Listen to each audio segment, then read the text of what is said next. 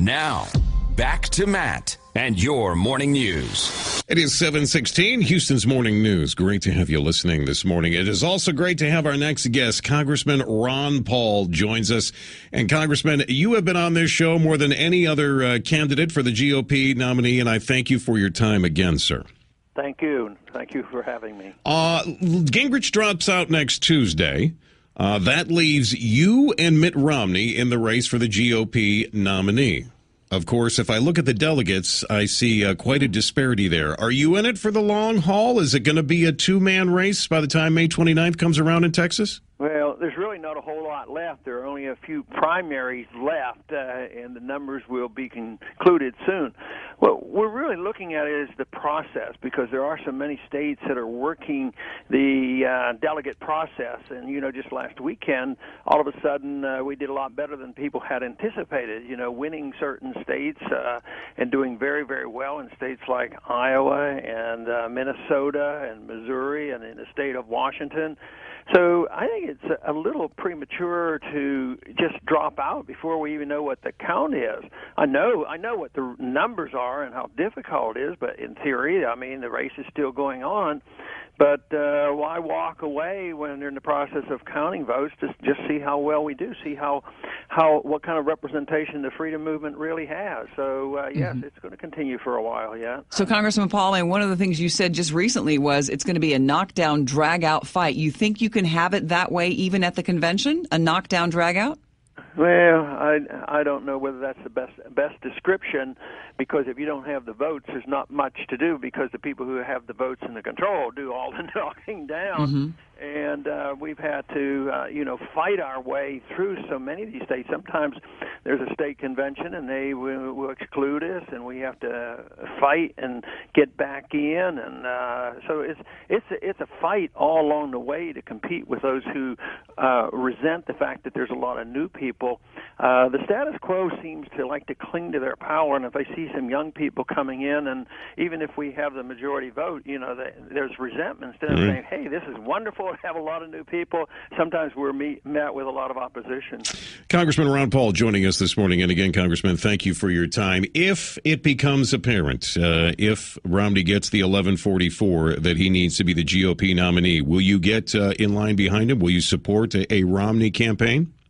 Well, that's really difficult for me to say right now, because there's so many disagreements. I don't know what's going to come out of it and what's going to come out of that platform. And just to automatically say that I'm going to rubber stamp an individual that might have an opposite position on almost everything I have, certainly foreign policy, we have such disagreements on that. And when it comes to the Federal Reserve, there's disagreements on concern about civil liberties and National Defense Authorization Act, where the military can arrest American citizens.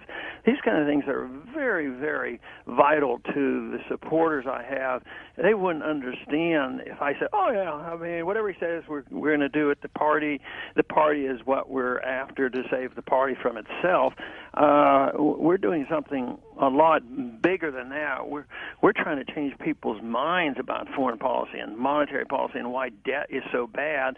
And so far, we're not satisfied that there's another Democrat or another Republican that really is talking about this. So it would be difficult for me to say that, but I'm always open for discussions. And that is good to hear. But let me have you think about something. First of all, is there a candidate for your old congressional seat that you would like to endorse here on this program? I'll let you think about that.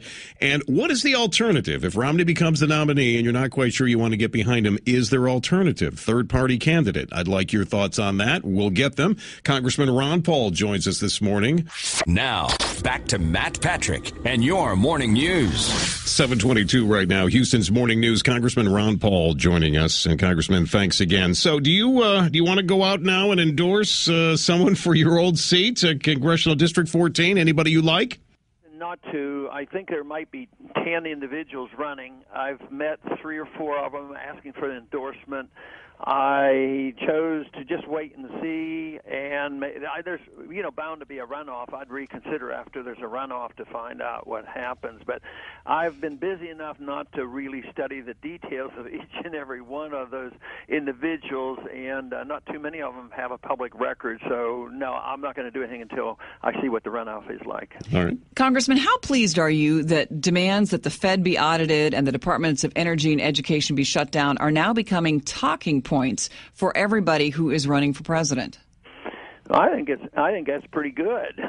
So I work on the assumption that ideas have consequences. You push ideas, and the people, when they hear about it, they can join us. So the people right now, I think it's over 70%, think that it's a wise thing to know more about the Federal Reserve. They might not go so far as I do that we need to legalize competition, eventually replace the Federal Reserve, but they understand that when they deal in trillions and trillions of dollars in secret, and they can bail out foreign banks and foreign governments as well as friends in the financial industry, it's only common sense to say that, Congress has a responsibility for oversight. So I'm very pleased with that. You've been asked this question before. This will be our final question this morning, Congressman. Would you have any desire to run as a third-party candidate? You said you don't know if you can fall behind Romney. Where does that leave you then? Well, no, I don't plan to do that. I have no plans to do that. It's a very big task. I think that I can't make a decision what I'm going to do in November or December or whenever until I know what's going to happen in June when all the delegate count is in, and also to see what happens at the convention in August. All right, very good. Congressman, I thank you so much for your time. I know you're a busy guy. Interested in watching this race? You certainly do make it interesting, and I thank you for your time. Look forward to talking with you again very soon. Thank you very much. You are welcome, Congressman Ron Paul.